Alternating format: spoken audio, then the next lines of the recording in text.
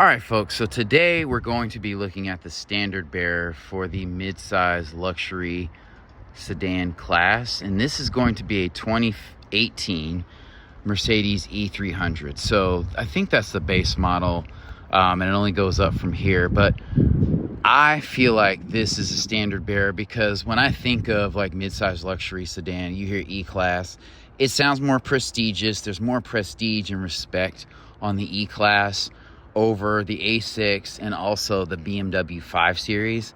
I think the 5 Series and the A6 are probably closer in respect. BMW has a little bit more heritage in there. Like Audi didn't really step on until like the 2010s, honestly, up to their level.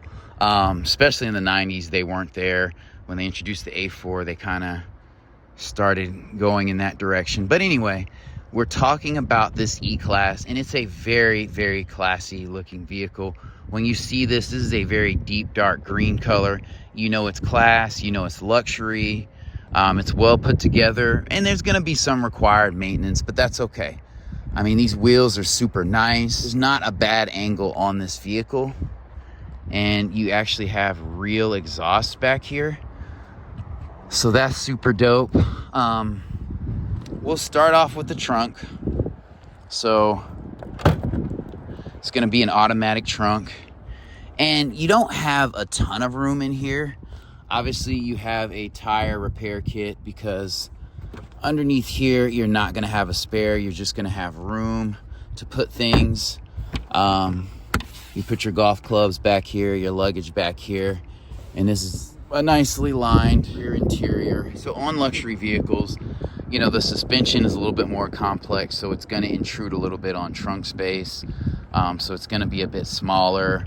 Same as the interior, there's sound deadening material that's gonna make the doors a little thicker, pillars a little thicker. So interior volume is gonna shrink a little bit, but I love this automatic trunk. And we'll start off on this back seat. I love these chrome door handles, a tasteful use of chrome.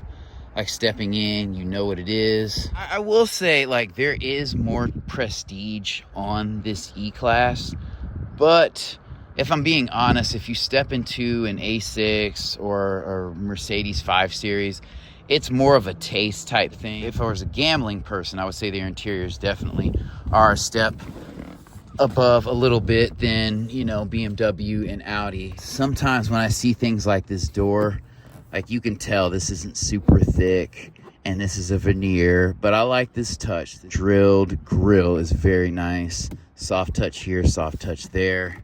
The doors close very solidly. Actually, I feel like Audi's doors feel a bit more solid. So, I mean, it just comes down to personal taste, but I'll open this for lighting's sake. I love the cream colored interior. I would like for the doors and headliner to be cream colored as well, but this is a very nice vehicle. Don't know what that does, but you have your matte pocket back here. You have your vent open and close knob here. This is a 2018, but you don't have heated seats. You do have, you know, a charge port back here, like a house charge port, which is dope. Then you have this regular charge port here, so a bit more traditional. You will see kind of this piping or striping, whatever you call it. These canals in the seats are very Mercedes-esque. These buttons are very tactile. This is a very odd placement to open the door. It works. It's not hard to push the door open, but it's not my favorite design. So yes, this is a front-wheel drive vehicle, and it's going to have a 2-liter engine.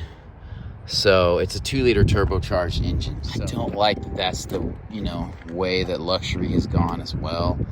But, you know, Audi's doing it, Mercedes is doing it, BMW's doing it. So it's just as powerful as the V6s that they had, but I'm just old school. So this is nice. You have 3 memory seating. You have heated seating. You feel enclosed and encapsulated in this vehicle. You know, the interior is going to be a bit more swoopy, which intrudes on interior space, especially with these center stacks and the consoles here. I like the button here to open this console. There's charge ports and an SD card slot in here. I like that. This is a little much, but I get it. You know, there's going to be a little bit of a learning curve there. You do have cup holders here. I like the piano black. Again, just don't scratch it up and polish it and you'll be fine. I like the buttonry in here. You're not really missing much. This is a nice screen. These vents are very straightforward. To open these two, you do this. To open these two, you do that. And then you have a vent over there. It looks nice in this interior. This isn't my favorite, like, Mercedes interior. And I've definitely looked at older ones with nicer interiors. It's just, you know, the color option on this one. I love these jeweled interior lights. Great lighting. I like how wide this is. So, you know, a lot of times when you cut on these things and you're looking for stuff, the light doesn't spread out far enough. This definitely will do that. You have your rear view mirror here, which is small. They could learn something from Kia, Hyundai on that. This could be twice the size here. But a nice luxury touch is that you have this fold out mirror here. So I'm definitely a fan of that. I'm digging that. And so yeah, this vent is super dope as well. And you have automatic lights here. Your parking brake is here. And we'll go ahead and pop, or the hood, excuse me. And before I hop out, I will say I like this clock here. That's a nice touch. You know, there's not a lot of learning to this. You do have paddle shifters here.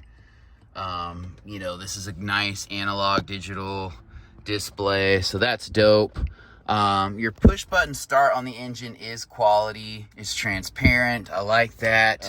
Damped glove compartment. I like the trim around here. You have functional space here for a water bottle, and you do in here too. So I mean, there's a lot of functional space to this vehicle, and there's a Mercedes app that you can get that kind of ties into this vehicle. Here's your sunroof here. But yeah, this is the standard bearer right here. This hood is lightweight. It's probably aluminum. You would think you had like a 3.5 liter V6, but yeah, this thing appears to be longitudinally mounted. And again, the advanced suspension kind of intrudes on this engine bay here, and all the electronics and all the sensors and everything that support that system. But yeah, this vehicle definitely sits low, especially for a midsize SUV. It's not like a small sports car. So you want to keep that in mind. Out of respect, we had to take a look.